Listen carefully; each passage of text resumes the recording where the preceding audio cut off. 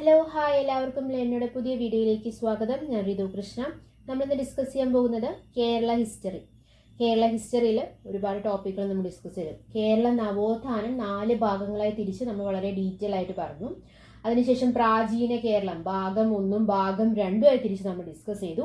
ഇനി നമ്മൾ ഡിസ്കസ് ചെയ്യാൻ പോകുന്നത് കേരളത്തിലെ മുന്നേറ്റങ്ങൾ എന്ന ടോപ്പിക്കാണ് നമ്മൾ ഇന്ന് ഡിസ്കസ് ചെയ്യാൻ പോകുന്നത്. ഓക്കെ, അപ്പോൾ നമുക്ക് വേഗം വീഡിയോയിലേക്ക് കടക്കാം. അതിൽ ആദ്യത്തെ ചോദ്യം, കേരളത്തിൽ ബ്രിട്ടീഷുകാർക്കെതിരെ നടന്ന ആദ്യത്തെ സംഘടിത കലാപം ഏതാണെന്നാണ് ചോദ്യം. ഓപ്ഷൻസ് നോക്കാം നമുക്ക്. ഓപ്ഷൻ എ അഞ്ചുതെങ്ങ് കലാപം, ഓപ്ഷൻ ബി ആറ്റിങ്ങൽ കലാപം, ഓപ്ഷൻ സി ഒന്നാം പഴശ്ശിരാജ വിപ്ലവം, ഓപ്ഷൻ ഡി കുണ്ടറ വിളംബരം. അപ്പോൾ കേരളത്തിൽ ബ്രിട്ടീഷുകാർക്കെതിരെ നടന്ന ആദ്യത്തെ സംഘടിത കലാപം ഏതാണ്? The right answer is option B Attingal കലാപം. കേരളത്തിൽ ബ്രിട്ടീഷുകാർക്കെതിരെ നടന്ന ആദ്യത്തെ സംഘടിത കലാപം ഏതാണ്? ആറ്റിങ്ങൽ കലാപമാണ്. ആറ്റിങ്ങൽ കലാപം നടന്നത് ഏത് വർഷമാണ്? 1721 ഏപ്രിൽ 15-നാണ് ആറ്റിങ്ങൽ കലാപം നടന്നത്. ആറ്റിങ്ങൽ കലാപം നടക്കുമ്പോൾ വേണാടിലെ ഭരണാധികാരി ആരായിരുന്നു? ആദിത്യവർമ്മയായിരുന്നു. ആറ്റിങ്ങൽ കലാപത്തിൽ ഒരു ബ്രിട്ടീഷ് ഉദ്യോഗസ്ഥൻ വധിക്കപ്പെട്ടിട്ടുണ്ട്. 150ഓളം ബ്രിട്ടീഷുകാരും കൊല്ലപ്പെട്ടു. അപ്പോൾ വധിക്കപ്പെട്ട ബ്രിട്ടീഷ് ഉദ്യോഗസ്ഥൻ ആരാണ്? ഗിഫോൾഡ് ആണ്. ചോദിച്ചൊരു ക്വസ്റ്റ്യൻ ആണ് കേട്ടോ. ആറ്റിങ്ങൽ കലാപത്തിൽ 150ഓളം ബ്രിട്ടീഷുകാർ കൊല്ലപ്പെട്ടു. എന്നാൽ വധിക്കപ്പെട്ട ബ്രിട്ടീഷ് മേലുദ്യോഗസ്ഥൻ ആരാണെന്ന് ചോദിച്ചു കഴിഞ്ഞാൽ ആരാണ്? ഗിഫോർഡ് ആണ്. ആറ്റിങ്ങൽ കലാപത്തെ തുടർന്ന് ഒപ്പുവെച്ചൊരു ഉടമ്പടി ഉണ്ട്, അതാണ് വേണാട് ഉടമ്പടി. അപ്പോൾ 1721 ആറ്റിങ്ങൽ കലാപം നടന്നു. അതിനുശേഷം 1723 വേണാട് ഉടമ്പടി ഒപ്പുവെച്ചത് ആരാണ്? മാർത്താണ്ഡവർമ്മയാണ്. വേണാട് ഉടമ്പടിയിൽ നെയ്യാറ്റിങ്ങയുടെ രാജകുമാരൻ എന്ന പേരിൽ ഒപ്പുവെച്ച ഭരണാധികാരി ആരാണ്? മാർത്താണ്ഡവർമ്മയാണ്. അടുത്ത ചോദ്യം, രണ്ടാമത്തെ ചോദ്യം, പൈച്ചിരാജയെന്നും കൊട്ടിയോട്ട് രാജയെന്നും ബ്രിട്ടീഷ് രേഖകളിൽ വിശേഷിപ്പിക്കുന്ന രാജാവ് ആരാണ്? പൈച്ചിരാജയെന്നും കൊട്ടിയോട്ട് രാജയെന്നും ബ്രിട്ടീഷ് രേഖകളിൽ വിശേഷിപ്പിക്കുന്ന രാജാവ് ആരാണ്? ഓപ്ഷൻസ് നോക്കാം നമുക്ക്. Option A Pazhassi Raja, option B Marthanda Varma, option C Swathi Thirunal, option D Chithira Thirunal. അപ്പോൾ പൈച്ചിരാജയെന്നും കൊട്ടിയോട്ട് രാജയെന്നും ബ്രിട്ടീഷ് രേഖകളിൽ വിശേഷിപ്പിക്കുന്ന രാജാവ് ആരാണ്? The right answer is option A Pazhassiraja. Paichiraja അല്ലെ, പഴശ്ശിരാജനെയാണ് പൈച്ചിരാജ അല്ലെങ്കിൽ കൊട്ടിയോട്ട് രാജ എന്നൊക്കെ വിശേഷിപ്പിക്കുന്നത് ഏതിലെ? ബ്രിട്ടീഷ് രേഖകളിൽ. പഴശ്ശി യുദ്ധങ്ങൾ വളരെ പ്രശസ്തമാണ്. 1793 തൊട്ട് 1797 വരെയും 1800 തൊട്ട് 1805 വരെ അങ്ങനെ 2 പഴശ്ശി വിപ്ലവങ്ങളാണ് നടന്നിട്ടുള്ളത്. വടക്കേ മലബാറിലെ കോട്ടയം രാജവംശത്തിലെ ഒരംഗമായിരുന്നു കേരളവർമ്മ പഴശ്ശിരാജ. ഒന്നാം മൈസൂർ യുദ്ധത്തിൽ ഇദ്ദേഹം ഇംഗ്ലീഷുകാരെ സഹായിക്കുന്ന നിലപാടാണ് സ്വീകരിച്ചിരുന്നത്. ഇതിന് പ്രതിഫലമായി കോട്ടയത്തിന് സ്വതന്ത്ര പദവി നൽകാമെന്ന് ബ്രിട്ടീഷുകാർ വാഗ്ദാനം ചെയ്തിരുന്നു. എന്നാൽ യുദ്ധാനന്തര ബ്രിട്ടീഷുകാർ വാഗ്ദാന ലംഘനം നടത്തുകയും കോട്ടയം രാജ്യത്തിന്റെ ആഭ്യന്തര കാര്യങ്ങളിൽ ഇടപെടുകയും ചെയ്തു. ഇതാണ് പഴശ്ശി യുദ്ധങ്ങൾക്ക് തുടക്കം കുറിച്ചത്. അപ്പൊ ആദ്യം കേരളവർമ്മ പഴശ്ശിരാജ എന്തായിരുന്നു? ഇംഗ്ലീഷുകാരെ സഹായിക്കുന്ന നിലപാട്. കാരണം എന്താണ്? കോട്ടയത്തിന് സ്വാതന്ത്ര്യം കൊടുക്കാമെന്ന രീതിയിൽ ബ്രിട്ടീഷുകാർ പറഞ്ഞു. എന്നാൽ യുദ്ധം കഴിഞ്ഞപ്പോൾ ബ്രിട്ടീഷുകാർ ആ വാക്ക് അങ്ങോട്ട് മാറ്റി, അല്ലെ, സ്വാതന്ത്ര്യം കൊടുക്കില്ല എന്ന് പറഞ്ഞു. അങ്ങനെ ബ്രിട്ടീഷുകാർ അങ്ങനെ പറയുക മാത്രമല്ല, രാജ്യത്തിന്റെ ആഭ്യന്തര കാര്യങ്ങളിൽ ഇടപെട്ടു. അങ്ങനെ പഴശ്ശി യുദ്ധങ്ങൾക്ക് തുടക്കം കുറിച്ചു. പഴശ്ശി യുദ്ധങ്ങളുടെ കാലഘട്ടം എന്ന് പറയുന്നത് 1793 ടു 1805 വരെയാണ്. ഒന്നാം പഴശ്ശി വിപ്ലവം നടന്നത് 1793 ടു 97 വരെയാണ് ഒന്നാം പഴശ്ശി വിപ്ലവം നടന്നത്. രണ്ടാം പഴശ്ശി വിപ്ലവം നടന്നത് 1800 ടു 1805 വരെയായിരുന്നു. ഒന്നാം പഴശ്ശി വിപ്ലവത്തിന്റെ പ്രധാന കാരണം ബ്രിട്ടീഷുകാരുടെ തെറ്റായ നികുതി പരിഷ്കാരങ്ങളാണ്. പ്രധാന കേന്ദ്രം പുരളിമലയാണ്. കണ്ണൂർ ജില്ലയിലെ പുരളിമലയാണ് ഒന്നാം പഴശ്ശി വിപ്ലവത്തിന്റെ പ്രധാന കേന്ദ്രം. നമ്മൾ പറഞ്ഞു പഴശ്ശി യുദ്ധങ്ങളുടെ കാലഘട്ടം എന്ന് പറയുന്നത് 1793 ടു 1805 വരെയാണെന്ന് പറഞ്ഞു അല്ലെ. എന്നാൽ ദക്ഷിണേന്ത്യയിൽ ബ്രിട്ടീഷുകാർക്കെതിരെ നടന്ന യുദ്ധങ്ങളിൽ ഏറ്റവും ശക്തമായ യുദ്ധമായിട്ടാണ് പഴശ്ശി യുദ്ധത്തെ കാണുന്നത്. ദക്ഷിണേന്ത്യയിൽ ബ്രിട്ടീഷുകാർക്കെതിരെ നടന്ന യുദ്ധങ്ങളിൽ ഏറ്റവും ശക്തമായ യുദ്ധമായിട്ടാണ് ഏത് യുദ്ധത്തെ കാണുന്നത്? പഴശ്ശി യുദ്ധത്തെ കാണുന്നത്. രണ്ടാം പഴശ്ശി വിപ്ലവം 4ാം മൈസൂർ യുദ്ധത്തിന്റെ അനന്തരഫലമായിരുന്നു. രണ്ടാം പഴശ്ശി വിപ്ലവം നാലാം മൈസൂർ യുദ്ധത്തിന്റെ അനന്തരഫലമായിരുന്നു. ബ്രിട്ടീഷുകാർ വയനാട് പിടിച്ചെടുക്കാൻ ശ്രമിച്ചതാണ് രണ്ടാം പഴശ്ശി വിപ്ലവത്തിന്റെ പെട്ടെന്നുണ്ടായ ഒരു കാരണം. അതിന്റെ കാലഘട്ടം എന്ന് പറയുന്നത് 1800 to 1805 വരെയാണ്. രണ്ടാം പഴശ്ശി വിപ്ലവത്തിൽ പഴശ്ശി സൈന്യത്തെ നയിച്ചവരാരൊക്കെയാണ്? കണ്ണവത്ത് ശങ്കരൻ നമ്പ്യാർ, കൈതേരി അപ്പുനായർ, എടച്ചേന കുങ്കൻ നായർ, പള്ളൂർ ഏമൻ നായർ എന്നിവരാണ് രണ്ടാം പഴശ്ശി വിപ്ലവത്തിൽ പഴശ്ശി സൈന്യത്തെ നയിച്ചവർ. രണ്ടാം പഴശ്ശി വിപ്ലവത്തിൽ പഴശ്ശിരാജയെ സഹായിച്ച കുറിച്യരുടെ നേതാവാണ് തലയ്ക്കൽ ചന്തു.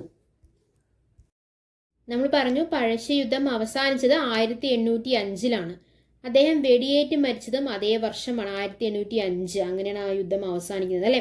1805 നവംബർ 30 പഴശ്ശിരാജ വെടിയേറ്റ് മരിക്കുന്നത്. വെടിയേറ്റ് മരിച്ചത് വയനാട് മാനന്തവാടിയിലെ മാവിലാൻ തോട് എന്ന സ്ഥലത്ത് വെച്ചിട്ടാണ് പഴശ്ശിരാജ വെടിയേറ്റ് മരിച്ചത്. പഴശ്ശിരാജയെ കേരള സിംഹം എന്ന് വിശേഷിപ്പിച്ചത് ആരാണ്? സർദാർ KM പണിക്കരാണ്.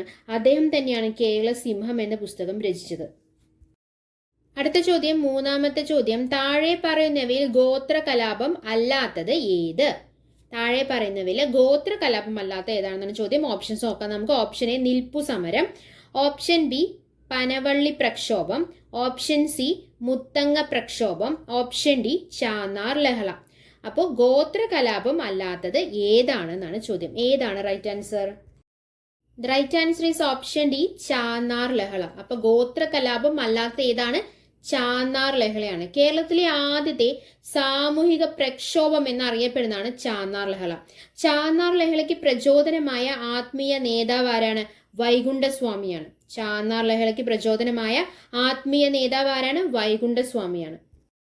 ചാന്നാർ ലഹള നടന്നത്, ഒന്നാം ചാന്നാർ ലഹള നടന്നത് 1822 മാറുമറയ്ക്കൽ ആവശ്യപ്പെട്ട് തിരുവിതാംകൂറിൽ നടന്ന പ്രക്ഷോഭമാണ് ചാന്നാർ ലഹള. മേൽമുണ്ട് കലാപത്തിന്റെ മറ്റൊരു പേരും എന്ത് തന്നെയാണ്? ചാന്നാർ ലഹള തന്നെയാണ്. അപ്പൊ ഒന്നാം ചാന്നാർ ലഹള നടന്നത് 1822. അങ്ങനെ എടുത്തു ചോദിക്കുകയാണെങ്കിൽ മാത്രം ഒന്നാം ചാന്നാർ ലഹള നടന്നത് എപ്പോഴാണ് എന്ന് എടുത്തു ചോദിക്കുകയാണെങ്കിൽ മാത്രമാണ് 1822. എന്നാൽ ചാന്നാർ ലഹള നടന്ന വർഷം എന്ന് ചോദിക്കുകയാണെങ്കിൽ 1859. 1859 ചാന്നാർ ലഹള നടന്ന വർഷം. തിരുവിതാംകൂറിലാണ് നടന്നത് അല്ലെ. മേൽമുണ്ട് സമരം, മാറുമറയ്ക്കൽ സമരം എന്നീ പേരുകളിൽ അറിയപ്പെടുന്നതാണ് ചാന്നാർ ലഹള. ചാന്നാർ ലഹളയുടെ ഫലമായി എല്ലാ ജാതിയിൽപ്പെട്ട സ്ത്രീകൾക്കും മേൽവസ്ത്രം ധരിക്കാൻ അനുവാദം നൽകി. അനുവാദം നൽകിയ ദിവസം ഏതാണ്? 1859 ജൂലൈ 26 അനുവാദം നൽകിയത്. അനുവാദം നൽകിയ തിരുവിതാംകൂർ രാജാവ് ആരാണ്? ഉത്രം തിരുനാൾ മാർത്താണ്ഡവർമ്മയാണ്. അടുത്ത ചോദ്യം, നാലാമത്തെ ചോദ്യം, ഈഴവ മെമ്മോറിയലിന് നേതൃത്വം നൽകിയ വ്യക്തി ആരാണ്? ഓപ്ഷൻസ് നോക്കാം നമുക്ക്. Option A doctor Palpu, option B T Ramarao, option C Shankara Subbaiah, option D ഇവരാരുമല്ല. ഈഴവ മെമ്മോറിയലിന് നേതൃത്വം നൽകിയ വ്യക്തി ആരാണ്? Right answer is option A doctor Palpu. Ezhava മെമ്മോറിയലിന് നേതൃത്വം നൽകിയ വ്യക്തി ആരാണ്? ഡോക്ടർ പൽപ്പു ആണ്. എന്താണ് ഈഴവ മെമ്മോറിയൽ? തിരുവിതാംകൂറിൽ ഈഴവർക്ക് സർക്കാർ ഉദ്യോഗങ്ങളിൽ പ്രാതിനിധ്യം ലഭിക്കുന്നതിന് വേണ്ടി ശ്രീമൂലം തിരുനാളിന് സമർപ്പിച്ച നിവേദനമാണ് ഈഴവ മെമ്മോറിയൽ. അത് സമർപ്പിച്ചത് ഏത് വർഷമാണ്? 1896 സെപ്റ്റംബർ 3 ഈഴവ മെമ്മോറിയൽ സമർപ്പിച്ചത്. അതിന് സമർപ്പിക്കുന്നതിന് നേതൃത്വം നൽകിയ വ്യക്തി ആരാണ്? ഡോക്ടർ പൽപ്പു ആണ്. അതിൽ എത്ര പേരാണ് ഒപ്പുവെച്ചിരിക്കുന്നത്? 13,176 പേരാണ് ഈഴവ മെമ്മോറിയൽ ഒപ്പുവെച്ചത്. ഓക്കെ, ഈഴവ മെമ്മോറിയൽ സമർപ്പിക്കുമ്പോൾ തിരുവിതാംകൂറിലെ ദിവാനാണ് ആര്? ശങ്കര സുബ്ബയ്യ. നമ്മുടെ ഓപ്ഷൻ സി. ഈഴവ മെമ്മോറിയൽ സമർപ്പിക്കുമ്പോൾ തിരുവിതാംകൂറിലെ ദിവാനാണ് ആര്? ശങ്കര സുബ്ബയ്യ. രണ്ടാം ഈഴവ മെമ്മോറിയലും നേതൃത്വം നൽകിയത് ആര് തന്നെയാണ്? ഡോക്ടർ പൽപ്പു തന്നെയാണ്. രണ്ടാം ഈഴവ മെമ്മോറിയലിനും നേതൃത്വം നൽകിയത് ആരാണ്? ഡോക്ടർ പൽപ്പു തന്നെയാണ്. അത് സമർപ്പിച്ചത് കേഴ്സൺ പ്രഭുവിനാണ്. 1900, 4 വർഷങ്ങൾക്ക് ശേഷമാണ് രണ്ടാം ഈഴവ മെമ്മോറിയൽ സമർപ്പിക്കപ്പെട്ടത്. അടുത്ത ചോദ്യം, അഞ്ചാമത്തെ ചോദ്യം, മലബാർ കലാപം പശ്ചാത്തലമാക്കി കുമാരനാശാൻ എഴുതിയ കൃതി ഏതാണ്? മലബാർ കലാപം പശ്ചാത്തലമാക്കി കുമാരനാശാൻ എഴുതിയ കൃതി. ഓപ്ഷൻസ് നോക്കാം. ഓപ്ഷൻ എ ദുരവസ്ഥ, ഓപ്ഷൻ ബി സുന്ദരികളും സുന്ദരന്മാരും, ഓപ്ഷൻ സി മലബാർ കലാപം, ഓപ്ഷൻ ഡി 1921. ഈ തന്നിരിക്കുന്ന 4 ഓപ്ഷൻസും മലബാർ കലാപവുമായി ബന്ധപ്പെട്ടതാണ്. മലബാർ കലാപവുമായി എഴുതപ്പെട്ട കൃതികളാണ് ഈ തന്നിരിക്കുന്ന 4 ഓപ്ഷൻ. പക്ഷെ നമ്മുടെ ചോദ്യം എന്താണ്? കുമാരനാശൻ എഴുതിയ കൃതിയാണ് ചോദിച്ചിരിക്കുന്നത്. So the right answer is option A Duravastha. Okay. Option B നോക്കിക്കേ, സുന്ദരികളും സുന്ദരന്മാരും. മലബാർ കലാപം പശ്ചാത്തലമാക്കി സുന്ദരികളും സുന്ദരന്മാരും എന്ന നോവൽ എഴുതിയത് ആരാണ്? ഉറൂബാണ്. മലബാർ കലാപം എന്നൊരു പുസ്തകമുണ്ട്, അത് രചിച്ചത് കെ മാധവൻ നായരാണ്. അതുപോലെ തന്നെ മലബാർ കലാപം പശ്ചാത്തലമാക്കി IV ശശി സംവിധാനം ചെയ്ത സിനിമയാണ് ഓപ്ഷൻ ഡി 1921. ക്ലിയർ അല്ലേ? മലബാർ കലാപം പശ്ചാത്തലമാക്കി കുമാരനാശൻ എഴുതിയ കൃതിയാണ് ദുരവസ്ഥ. സുന്ദരികളും സുന്ദരന്മാരും എന്നത് കൃതിയല്ല, അതൊരു നോവലാണ്. അത് എഴുതിയത് ഉറൂബാണ്. മലബാർ കലാപം എന്നുള്ളതൊരു കൃതിയല്ല, നോവലല്ല, അതൊരു പുസ്തകമാണ്. അത് രചിച്ചത് കെ മാധവൻ നായരാണ്. മലബാർ കലാപം പശ്ചാത്തലമാക്കി IV ശശി സംവിധാനം ചെയ്ത ഒരു സിനിമയാണ് 1921. അടുത്ത ചോദ്യം, 6ാമത്തെ ചോദ്യം. മലബാർ ജില്ലാ കോൺഗ്രസിന്റെ പാലക്കാട് സമ്മേളനത്തിൽ അധ്യക്ഷത വഹിച്ചത് ആരാണ്? മലബാർ ജില്ലാ കോൺഗ്രസിന്റെ പാലക്കാട് സമ്മേളനത്തിൽ അധ്യക്ഷത വഹിച്ചത് ആരാണ്? ഓപ്ഷൻസ് നോക്കാം നമുക്ക്. Option A Annie Besant, option B Chettur Sankaran Nair, option C K Kelappan, option D E Moidu Moulavi. അപ്പൊ മലബാർ ജില്ലാ കോൺഗ്രസിന്റെ പാലക്കാട് സമ്മേളനത്തിൽ അധ്യക്ഷത വഹിച്ചത് ആരാണ്? The right answer is option A Annie Besant. 1916 Palakkad വെച്ച് നടന്ന മലബാർ ജില്ലാ കോൺഗ്രസിന്റെ ആദ്യ സമ്മേളനത്തിലാണ് ആനി ബസന്റ് അധ്യക്ഷത വഹിച്ചത്. മലബാർ ജില്ലാ കോൺഗ്രസിന്റെ അവസാന സമ്മേളനം എപ്പോഴാണ് നടന്നത്? 1920 മഞ്ചേരിയിൽ വെച്ചിട്ടായിരുന്നു മലബാർ ജില്ലാ കോൺഗ്രസിന്റെ അവസാന സമ്മേളനം നടന്നത്. അടുത്ത ചോദ്യം, 7ാമത്തെ ചോദ്യം. 1921 മലബാർ കലാപത്തിൽ ബ്രിട്ടീഷ് പോലീസിനെ ശക്തമായി നേരിട്ട മലയാളി വനിത ആരാണ്? 1921 മലബാർ കലാപത്തിൽ ബ്രിട്ടീഷ് പോലീസിനെ ശക്തമായി നേരിട്ട മലയാളി വനിത ആരാണെന്നാണ് ചോദ്യം. ഓപ്ഷൻസ് നോക്കാം നമുക്ക്. Option A Kammath Chinnamma, option B K Anandi, option C Madhavi, option D Kamala Pathu. അപ്പോൾ ഏതാണ് റൈറ്റ് ആൻസർ? ആരാണ് 1921 മലബാർ കലാപത്തിൽ പോലീസിനെ ശക്തമായി നേരിട്ട മലയാളി വനിത ആരാണ്? The right answer is option A Kammath Chinnamma. 1921 Malabar കലാപത്തിൽ ബ്രിട്ടീഷ് പോലീസിനെ ശക്തമായി നേരിട്ട മലയാളി വനിത ആരാണ്? കമ്മത്ത് ചിന്നമ്മയാണ്. മലബാർ കലാപം എപ്പോഴാണ് നടന്നത്? 1921 ഖിലാഫത്ത് സമരവുമായി ബന്ധപ്പെട്ട് കേരളത്തിൽ നടന്ന കലാപമാണ് ഏത്? മലബാർ കലാപം. 1921 മലബാർ കലാപം അല്ലെങ്കിൽ മാപ്പിള ലഹള എന്ന് പറയാറുണ്ട് കേട്ടോ. മാപ്പിള ലഹള നടന്ന വർഷം ഏതാന്ന് ചോദിച്ചു കഴിഞ്ഞാൽ അയ്യോ അറിയില്ല എന്ന് പറയരുത്. അത് മലബാർ കലാപം ഒന്ന് തന്നെയാണ്, 1921 തന്നെയാണ്. ഈ മലബാർ കലാപവുമായി ബന്ധപ്പെട്ട് ഉണ്ടായ ഒരു കുപ്രസിദ്ധ സംഭവമാണ് വാഗൺ ട്രാജഡി. 1921 തന്നെയാണ് വാഗൺ ട്രാജഡി നടന്നത്. നവംബർ 10 1921 നവംബർ 10 എന്ത് നടന്നത്? വാഗൺ ട്രാജഡി നടന്നത്. എന്തായിരുന്നു വാഗൺ ട്രാജഡി? മലബാർ കലാപകാരികളെ ഗുഡ്സ് വാഗണിൽ നിറച്ച് തിരൂരിൽ നിന്ന് കോയമ്പത്തൂരിലെ ബെല്ലാരി ജയിലിലേക്ക് കൊണ്ടുപോകും വഴി 90 പേരിൽ 67 പേരും ശ്വാസം കിട്ടാതെ മരിച്ച സംഭവമാണ് വാഗൺ ട്രാജഡി. കലാപകാരികളെ കോയമ്പത്തൂരിലേക്ക് കൊണ്ടുപോകുന്നതിന് നേതൃത്വം നൽകിയ ബ്രിട്ടീഷുകാരൻ ആരാണ്? TS ഹിച്ച്കോക്ക് ആണ്. വാഗൺ ട്രാജഡി റിപ്പോർട്ട് ചെയ്തത് കോയമ്പത്തൂരിനടുത്തുള്ള സ്റ്റേഷനിലാണ്. ആ സ്റ്റേഷന്റെ പേര് പോത്തന്നൂർ സ്റ്റേഷൻ എന്നാണ്. വാഗൺ ട്രാജഡി അന്വേഷിക്കാൻ നിയമിച്ച കമ്മീഷനാണ് AR നേപ്പ് കമ്മീഷൻ. വാഗൺ ട്രാജഡിയെ ബ്ലാക്ക് ഹോൾ ഓഫ് പോത്തന്നൂർ എന്ന് വിശേഷിപ്പിച്ചത് സുമിത് സർക്കാരാണ്. സുമിത് സർക്കാർ. വാഗൺ ട്രാജഡി സ്മാരകം സ്ഥിതി ചെയ്യുന്നത് തിരൂരാണ്. അപ്പോൾ മലബാർ കലാപവുമായി ബന്ധപ്പെട്ടുണ്ടായ കുപ്രസിദ്ധ സംഭവമാണ് വാഗൺ ട്രാജഡി. അടുത്ത ചോദ്യം, 8ാമത്തെ ചോദ്യം. പൗരസമത്വ പ്രക്ഷോഭം നടന്നത് എന്നാണ്? പൗരസമത്വ പ്രക്ഷോഭം നടന്നത് എന്നാണെന്നാണ് ചോദ്യം. ഓപ്ഷൻസ് നോക്കാം. Option A 1919-22, option B 1924-28, option C 1942-44, option D 1910-12. പൗരസമത്വ പ്രക്ഷോഭം നടന്നത് എന്നാണ്? The right answer is option A. 1919-22 ആ സമയത്താണ് പൗരസമത്വ പ്രക്ഷോഭം നടന്നത്. ഓക്കെ, എന്തായിരുന്നു പൗരസമത്വ പ്രക്ഷോഭം? അഹിന്ദുക്കൾക്കും അവർണർക്കും റവന്യൂ വകുപ്പിൽ ജോലി ലഭിക്കുന്നതിനായി നടന്ന പ്രക്ഷോഭമാണ് പൗരസമത്വ പ്രക്ഷോഭം. അത് നടന്നത് 1919-22 വരെയാണ്. അതിന്റെ പ്രധാന നേതാക്കൾ TK Madhavan, AJ John, NV Joseph എന്നിവരാണ്.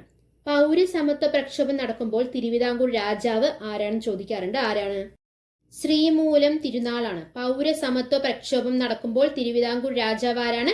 ശ്രീമൂലം തിരുനാളാണ്. പൗരസമത്വ പ്രക്ഷോഭം അറിയപ്പെടുന്ന മറ്റൊരു പേര് സമത്വവാദ പ്രക്ഷോഭം എന്നാണ്. പൗരസമത്വ പ്രക്ഷോഭത്തിന്റെ അനന്തരഫലം എന്തായിരുന്നു? ദേവസ്വം വകുപ്പിനെ റവന്യൂ വകുപ്പിൽ നിന്നും വേർതിരിച്ചു. പൗരസമത്വ പ്രക്ഷോഭത്തെ പിന്തുണച്ച AK പിള്ളയുടെ പത്രമാണ് സ്വരാട്. ക്ലിയർ അല്ലേ? അപ്പോ എന്തൊക്കെ കാര്യങ്ങളാണ് പറഞ്ഞത്? എന്തായിരുന്നു പൗരസമത്വ പ്രക്ഷോഭം? അഹിന്ദുക്കൾക്കും അവർണർക്കും റവന്യൂ വകുപ്പിൽ ജോലി ലഭിക്കുന്നതിന് നടന്ന പ്രക്ഷോഭമാണ് പൗരസമത്വ പ്രക്ഷോഭം. അത് നടന്നത് 1919-22 വരെയാണ്. പ്രധാന നേതാക്കൾ ആരൊക്കെയാണ്? TK Madhavan, AJ John, NV Joseph. അപ്പൊ ആരാണ് AK പിള്ള? അതിനെ പിന്തുണച്ച് AK പിള്ള ഒരു പത്രം ഇറക്കിയില്ലേ, ആ പത്രത്തിന്റെ പേരാണ് സ്വരാട്. പൗരസമത്വ പ്രക്ഷോഭത്തിന്റെ അനന്തരഫലം എന്തായിരുന്നു? ദേവസ്വം വകുപ്പിനെ റവന്യൂ വകുപ്പിൽ നിന്നും വേർതിരിച്ചു. അതിന്റെ അറിയപ്പെടുന്ന മറ്റൊരു പേരെന്താണ്? പൗരസമത്വ പ്രക്ഷോഭം അറിയപ്പെടുന്ന മറ്റൊരു പേരെന്താണ്? സമത്വവാദ പ്രക്ഷോഭം. അടുത്ത ചോദ്യം, 9ാമത്തെ ചോദ്യം. ഇന്ത്യയിൽ അയിത്തത്തിനെതിരായി നടന്ന ആദ്യത്തെ സംഘടിത കലാപം ഏതാണ്?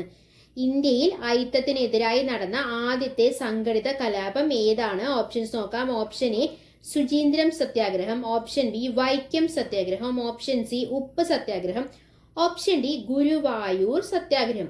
അയിത്തത്തിനെതിരായി നടന്ന ആദ്യ സംഘടിത കലാപമാണ് ചോദിച്ചിരിക്കുന്നത് അല്ലെ.